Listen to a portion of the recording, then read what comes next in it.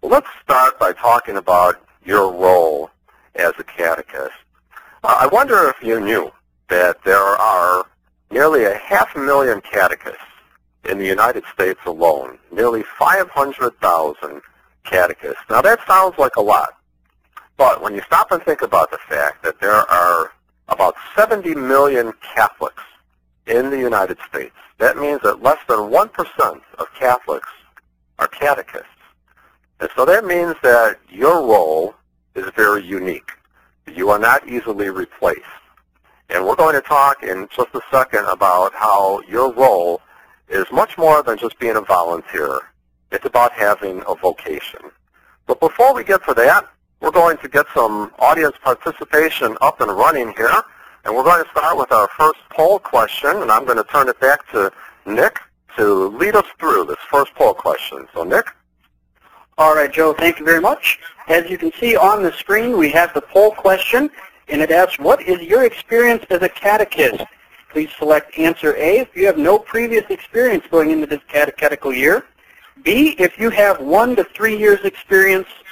C, if you have 4 to 6 years experience. And finally, D, if you have been a catechist for 7+ years. Okay, thanks, Nick. Go ahead and send in your votes right now. We're going to come back in just a second to show the results of that. But in the meantime, let me go on and talk a little bit more about what I just hinted at, this notion of having a vocation. I said that being a catechist is more than volunteerism. Now, volunteerism is wonderful. We need volunteerism. But volunteers basically help with activities, isolated activities. Catechists are imparting a way of life. As a catechist, you're inviting people to an encounter with Jesus Christ, the Son of God, the living Word. And so you indeed do have a vocation. And so if we look at a quotation from the General Directory for Catechesis, we see that the Church is telling us, the Church awakens and discerns this divine vocation and confers the mission to catechize. So with that in mind, knowing that we have a vocation, let's take a look at the results of our poll. And Nick, tell us what you found. All right, it looks like we have just about 42% of our group tonight who have 7+ years experience. It sounds like we have a pretty experienced group here.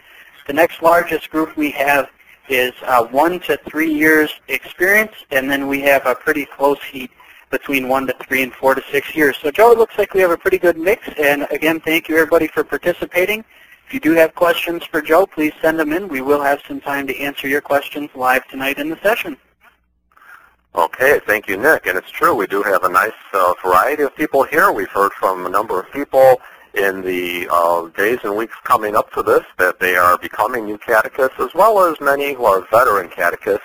I even had an email from someone who said, I've been a catechist for 59 years, but I thought I would participate in this webinar because I think I might learn something. And I'm sure we could all learn something from that catechist of 59 years. So it's good for us to know we have a vocation, and to understand our role as a catechist, let's begin with that context. Know that this is more than volunteerism. So as we move on, we're going to jump right into another poll to see how you feel about this vocation of yours. So Nick, let's go right back into another poll. All right, Joe, thank you very much. Our second poll this evening, we would like to know, how do you feel about serving as a catechist this coming year? Option A, if you're scared to death. Option B, if you're excited but somewhat nervous. C, if you're thoroughly excited but could use some pointers. And finally, D, if it's all a piece of cake and you've done this before. Okay, thanks, Nick. And chances are, if you're going to say it's a piece of cake, maybe we should switch positions here, because I'm not sure if I would call being a catechist a piece of cake.